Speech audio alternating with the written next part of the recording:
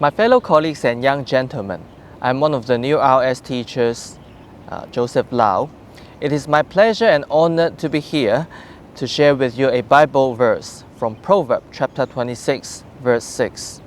It reads, "Wounds from a friend are better than kisses from an enemy." Do you have a friend? Do you have a teacher that you respected a lot? Has he or she given you comments that hurts? Does it affect the relationship? The Bible verse I share today may give you a different perspective to the pain that you felt or the pain that you're still feeling. Some say that humans are like hedgehogs. We want to get close to one another as we treasure solidarity and a sense of intimacy. But sometimes we might hurt others with what we said, although we meant to do good to them. Everyone makes mistakes, so do I. It is great to have someone giving us a timely and gentle reminder so that we could improve and be a better person. When I was a teenager, like many DBS boys, I was confident and felt good about myself. At times, the way I talked to my friends and responded to others showed hubris, which disgusted them. One day, my church pastor gently reminded me of my arrogant manner. At that time, as a leader of my fellowship, I denied and tried to defend. For a few weeks, I avoided conversing with my pastor as I felt deeply wronged. However, this Bible verse did shed light on my situation. Wounds from a friend are better than kisses from an enemy. Calmly, I recalled what I did and the way I spoke. Just then, I realized that my hubris had hurt others. In fact, my pastor could simply ignore my attitude problem. The fellowship needed someone to play a leading role, and if I quitted because of his words, the fellowship might fall short of manpower. The reason why my pastor reminded me with candor was not to insult me, but to help me improve. His candor, that is being honest to me, although it sounded embarrassing, spoke the truth about me because of his care and love to me as well as to my churchmates.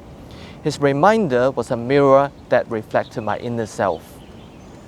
The Bible teaches us to speak the truth in love. This creates a healthy relationship. How many of those do you have? One? Several? Perhaps you haven't noticed. Teacher-student relationship is one of them. As a teacher, I often remind students to be responsible and behave properly.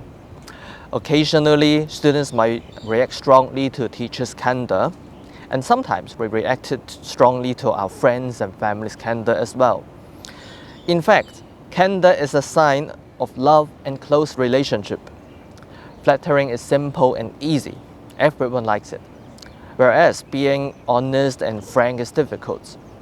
It is hard to speak and tough to take. However, kind and honest words are treasures. Our teachers, friends, and family said these as they want us to be a better person, despite the risk of breaking the relationships. In our DBS family, brotherhood is what we all treasure. Here, you may find your lifelong friends, your best comrades who play and study with you, and a friend that you may still meet decades after graduation. Developing such a close bond takes time, and more importantly, it requires openness to accept advice from others, especially those who want us to improve. It is this love and respect that builds strong relationships. Keep in mind that your response to candor will make a difference. We may find honest words hard to take, but remember, defensiveness kills candor. Responses like, let me think about that, or that's something for me to consider, will surely keep a relationship going. Dear colleagues and young gentlemen, next time when someone gives you advice or be frank to you, can you take it? Can you take it straight? You will definitely build better relationship with candor and openness. May God help us with these qualities and to connect firmly with our friends, family, and teachers.